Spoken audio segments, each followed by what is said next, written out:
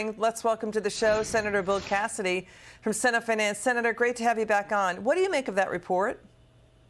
You know, I don't care what the administration calls it, but there has to be a plan to address how much money we're spending. Most of it, as they will point out, is going to be in entitlements. And these are important. We got to reserve them. We have to strengthen them. But they will go insolvent soon if we don't do something. So the administration doesn't have to call it a negotiation of the debt limit. Just call it sound fiscal policy. Let's build upon sound fiscal policy, and maybe there's a way we can get to where we need to be. You know, Congress, Democrats still not even putting out a budget. No budgets passed on time in the last several Congresses. This has been endemic in D.C. as spending and inflation rocket to new historic highs. I mean, it looks like we're seeing a staggering more than $7 trillion budget deficit the past 3 years. Is that what you're hearing too, sir? Well, clearly we've had budget deficits. Now, you can very rightly argue that when the pandemic hit, lots of small businesses would have gone out of business had they not had support. That's why the Trump administration offered that support.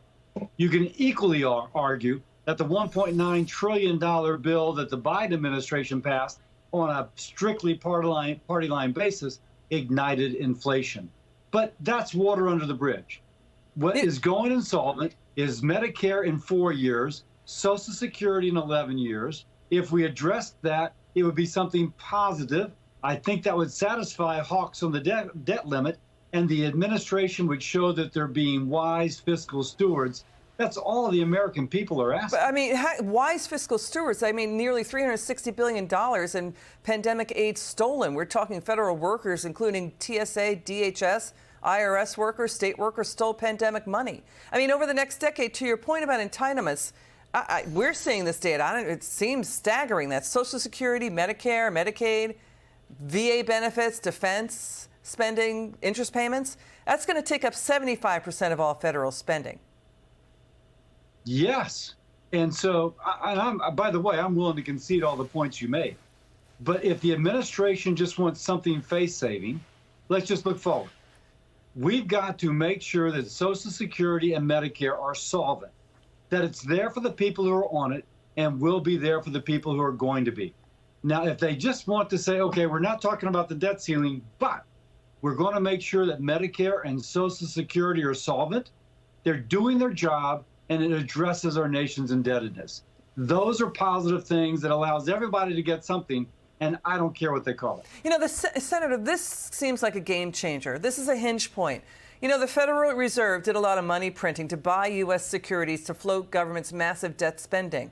They really took off since the financial crisis in 2008. Now, taxpayers reportedly may have to fill a nearly $60 billion hole in the Fed's balance sheet because they're going to report their first annual operating loss since 1915. That's a game changer. Well, and I hate to say it, but the Fed, that is an issue. What I see as the bigger issue, Medicare, I'll say it again, goes insolvent in 4 years, Social Security in 11 years. 10,000 baby boomers a day become eligible for social and for Medicare. People depend upon these programs. Now, I don't want the Democratic Party, do they really not care about these programs? Are they going to ignore the insolvency?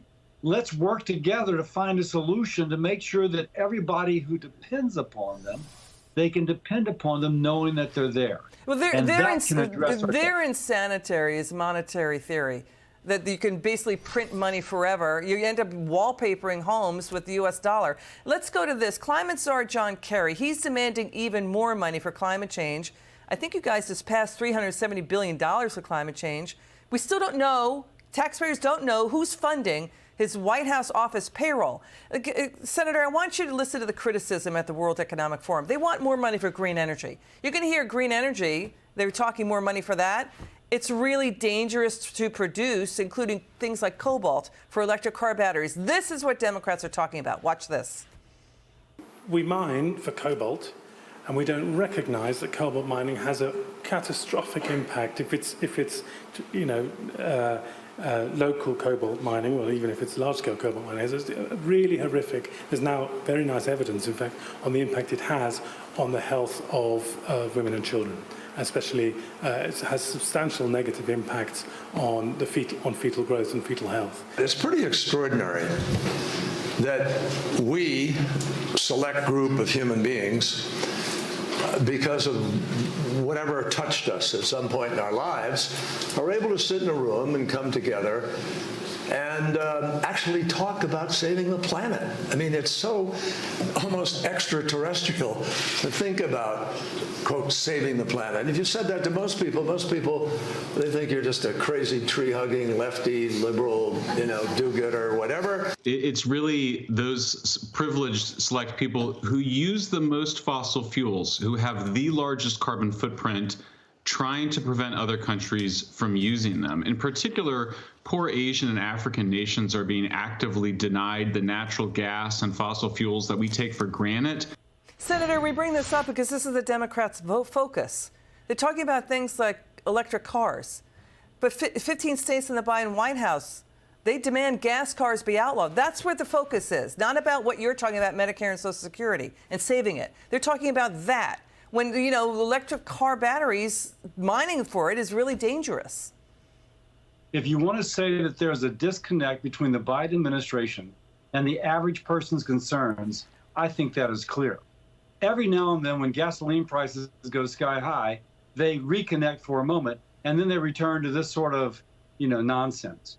No, it is not nonsense. The gentleman speaking about cobalt and the environmental dangers of it and the impact upon human health and lives is absolutely true.